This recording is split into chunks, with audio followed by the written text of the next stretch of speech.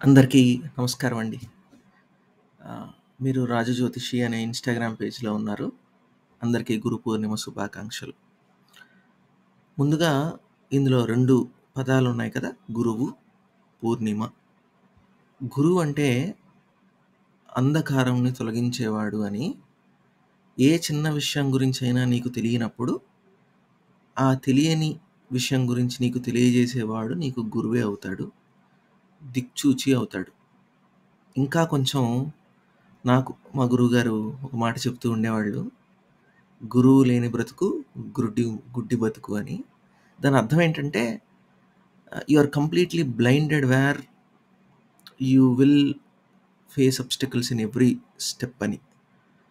ఇప్పుడు పూర్ణిమ అంటున్నాం కదా! పూర్ణిమ అంటే మీరొక్కసారి ఈ వీడియో వింటున్న రోజు పూర్ణిమ అయితే, మీరు బయటికెళ్ళి ఆకాశంలో చూడండి.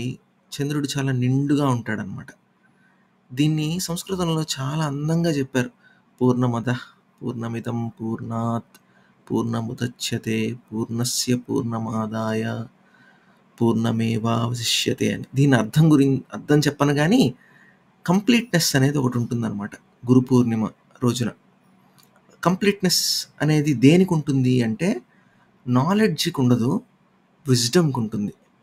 మనందరం కూడా ఇంటెలెక్చువల్‌గా చాలా పై స్థానంలోనే ఉంటాం కానీ, విజ్డమ్ డ్రివెన్ ఉండమనమాట. మనము ఏ ఐఐటీ పరీక్ష రాసినా కూడా మనము మన నాలెడ్జ్‌ని ప్రూవ్ చేసుకుంటామే తప్ప, విజ్డమ్ డ్రివెన్‌గా ఉండం. విజ్డమ్ డ్రివెన్‌గా అసలు మనల్ని పెంచరనమాట. కానీ ఒకసారి గురువు దొరకగానే ఏమవుతుందంటే, మనము విజ్డమ్ డ్రివెన్ అవుతాం. దాని అర్థం ఏంటంటే, ఇప్పుడు జ్వరం వస్తే డోలో వేసుకోవటం అనేది జ్ఞానం. జ్వరం ఎందుకొచ్చింది? ఈ శరీరానికి ఎందుకొస్తుంది జ్వరం? ఏం తిన్నారు? ఏం తాగారు? ఎందువల్ల వచ్చుండొచ్చు? ఇలా రాకుండా ఉండాలంటే ఏం చేయాలి? ఎలాంటి లైఫ్ స్టైల్ ఉండాలి?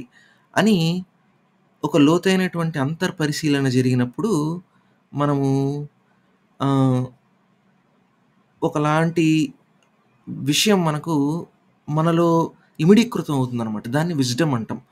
విజ్డమ్ అనేది ఈ శరీరానికి సంబంధించిందా? మనసుకు సంబంధించిందా? లేదు ఆత్మకు సంబంధించిందా? అనేది మనం తెలుసుకోవాల్సినటువంటి చాలా ముఖ్యమైనటువంటి విషయం అనమాట. శరీరం మట్టిలో కలిసిపోతుంది. మనస్సు గురించి మళ్ళీ మాట్లాడుకోవచ్చు మనం.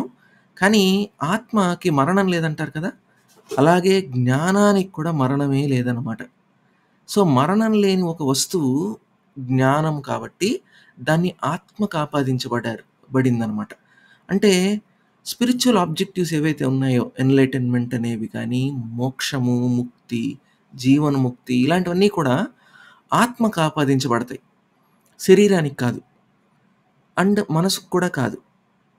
మనము ఈరోజు మనం తెలివైన వాళ్ళవ్వచ్చు. రేపు ఇంకొకరు తెలివైన వాళ్ళవుతారు.